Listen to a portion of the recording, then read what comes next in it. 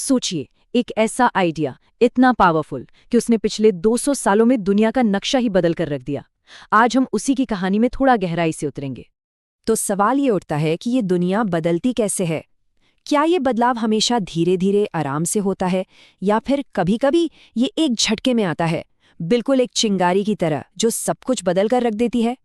अक्सर इसकी शुरुआत होती है सिर्फ एक आइडिया से। हम बात कर रहे हैं समाजवाद की, सोशलिज्म। एक ऐसा आइडिया जो 20वीं सदी की सबसे ताकतवर विचारधाराओं में से एक बना। पर सवाल तो ये है कि आखिर ये आइडिया आया कहाँ से, इसकी जड़ें कहाँ थीं? चलिए थोड़ा और गहराई में चलते हैं। देखिए, किसी भी नए आइडिया को जड़ पकड़ने के लिए ना सबसे पहले लोगों के मन में ये विश्वास होना जरूरी है कि हाँ, बदलाव हो भी सकता है। 18वीं सदी से पहले यूरोप की दुनिया ना, समझिए, एक तरह से पत्थर पर खींची लकीर जैसी थी। राजा, अमीर लोग और चर्च का राज। मतलब ऐसा लगता था कि ये तो भाई कभी नहीं बदलेगा। लेकिन फिर हुई फ्रेंच रेवोल्यूशन और उसने इस पत्थर की लकीर को तोड़कर रख दिया। पहली बार लोगों ने देखा कि सत्ता को चुनौती दी जा सकती है और समाज को जड़ से बदला जा सकता है।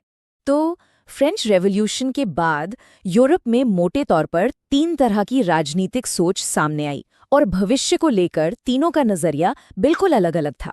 तो मैदान में समझिए 3 तरह के खिलाड़ी थे। एक तरफ थे लिबरल्स, यानी उदारवादी। वो चाहते तो थे कि एक चुनी हुई संसद हो, पर उनका मानना था कि वोट देने का हक सिर्फ उन लोगों को हो जिनके पास प्रॉपर्टी है। दूसरी तरफ थे रेडिकल्स। वो कहते थे कि सरकार बहुमत की बननी चाहिए और सबको वोट देने का हक हो, यहाँ तक कि महिलाओं को भी। और फिर थे कंजर्वेटिव्स, यानी रूढ़िवादी। ये पुराने राजशाही दौर को वापस लाना चाहते थे, पर अब इतना तो वो भी समझ चुके थे कि थोड़ा बहुत बदलाव तो करना ही पड़ेगा, बस उसकी रफ्तार बहुत धीमी होनी चाहिए। हाँ, यहाँ एक बात याद रखना बहुत जरूरी है। आज जब हम लिबरल या कंजर्वेटिव कहते हैं तो उसका मतलब उस जमाने के मतलब से काफी अलग है। तो शब्दों का अर्थ भी समय के साथ बदलता रहता है। तो ये तो हुई राजनीतिक सोच की बात। अब कहानी में एक और बहुत बड़ा मोड़ आता है, इंडस्ट्रियल रेवोल्यूशन, यानी औद्योगिक क्रांति। और इसी क्रांति ने एक नए और कहीं ज्यादा रेडिकल आइडिया के लिए जमीन तैयार की।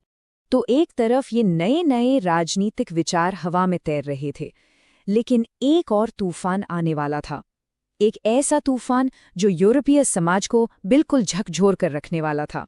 ये था इंडस्ट्रियल एज का सबसे बड़ा पैराडॉक्स। मतलब एक तरफ तो बेहिसाब दौलत बन रही थी, लेकिन दूसरी तरफ उतनी ही ज्यादा गरीबी और दुख भी था। ये तस्वीर देखिए, ये 19वीं सदी के बीच के लंदन की है। और ये सिर्फ एक तस्वीर नहीं है, ये उस दौर की सच्चाई का एक दस्तावेज है। उस वक्त कारखानों और शहरों में काम करने वाले लाखों लोगों की जिंदगी कुछ ऐसी ही दिखती थी। भीड़, गंदगी, गरीबी और बेबसी।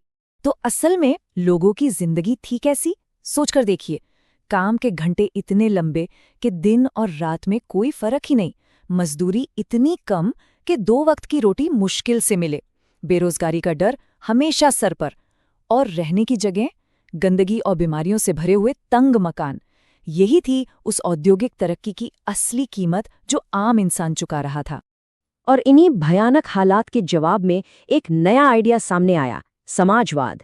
ये एक बिल्कुल नए किस्म के समाज के लिए एक नया और बहुत ही रेडिकल समाधान था। तो आखिर ये समाजवाद है क्या? देखिए, सीधे सीधे कहें तो ये एक ऐसी विचारधारा है जो प्राइवेट प्रॉपर्टी के खिलाफ है। इसका मानना है कि जमीन, कारखाने, मतलब जो भी प्रोडक्शन के साधन हैं, उन पर किसी एक इंसान का नहीं बल्कि पूरे समाज का कंट्रोल होना चाहिए। समाजवादियों के लिए सारी समस्याओं की जड़ ही ये प्राइवेट प्रॉपर्टी थी। और यहीं पर कैपिटलिस्ट और सोशलिस्ट सोच में जमीन आसमान का फर्क था। कैपिटलिस्ट मानते थे कि प्राइवेट प्रॉपर्टी ही तरक्की की वजह है, इसी से देश अमीर बनता है। वहीं समाजवादियों का तर्क था कि नहीं, यही तो जड़ है सारी मुसीबत की, क्योंकि प्रॉपर्टी का मालिक सिर्फ अपने मुनाफे का सोचता है, उन मजदूरों का नहीं जिनकी मेहनत से वो मुनाफा कमा रहा है। और इस आइडिया को सबसे जोरदार आवाज दी कार्ल मार्क्स ने। उनकी थ्योरी बहुत सीधी थी। स्टेप 1, ये जो इंडस्ट्रियल सोसाइटी है ये कैपिटलिस्ट है। स्टेप 2, इसमें सारा मुनाफा आता तो मजदूरों की मेहनत से है, लेकिन उसे फैक्ट्री का मालिक यानी कैपिटलिस्ट अपनी जेब में रख लेता है। स्टेप 3, इसलिए अगर मजदूरों को अपनी हालत सुधारनी है तो उन्हें इस कैपिटलिज्म को ही उखाड़ फेंकना होगा। और आखिर में स्टेप 4, भविष्य एक कम्युनिस्ट समाज का है, जहां हर चीज पर सबका हक होगा, किसी एक का नहीं।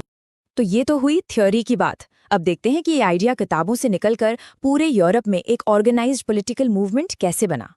1870 के दशक तक आते आते समाजवाद सिर्फ किताबों की बात नहीं रह गया था, ये पूरे यूरोप में आग की तरह फैल रहा था। इसको ऑर्गेनाइज करने के लिए सेकेंड इंटरनेशनल जैसा एक इंटरनेशनल ऑर्गेनाइजेशन बना। जर्मनी और इंग्लैंड में वर्कर्स ने अपनी यूनियनें बनानी शुरू कर दी ताकि वो बेहतर तनख्वाह और वोटिंग के अधिकार के लिए लड़ सकें। और देखते ही देखते ये आंदोलन सड़कों से निकलकर पार्लियामेंट तक पहुंच गया, जब ब्रिटेन में लेबर पार्टी और फ्रांस में सोशलिस्ट पार्टी जैसी पार्टियां बनी। ये आंदोलन बढ़ तो रहा था, लेकिन एक बहुत जरूरी बात यह है कि 1914 आते आते भी यूरोप में कोई भी सोशलिस्ट पार्टी सरकार बनाने में कामयाब नहीं हो पाई थी। हाँ, वो पार्लियामेंट में सीटें तो जीत रहे थे, लेकिन असली सत्ता अभी भी कंजर्वेटिव्स, लिबरल्स और रेडिकल्स के हाथ में ही थी। लेकिन कहानी में एक बहुत बड़ा और शायद सबसे अनएक्सपेक्टेड ट्विस्ट आने वाला था। सबको लग रहा था कि अगर कोई सोशलिस्ट क्रांति होगी तो वो जर्मनी या इंग्लैंड जैसे इंडस्ट्रियल देशों में होगी, पर हुआ ठीक इसका उल्टा।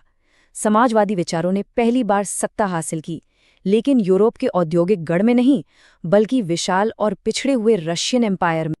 और यहीं पर आकर एक बहुत बड़ा और दिलचस्प सवाल खड़ा हो जाता है, आखिर ऐसा कैसे हुआ? यूरोप के सबसे पिछड़े देशों में से एक दुनिया को हिला देने वाली इस क्रांति का सेंटर कैसे बन गया? खैर, इस सवाल का जवाब अपने आप में एक पूरी अलग कहानी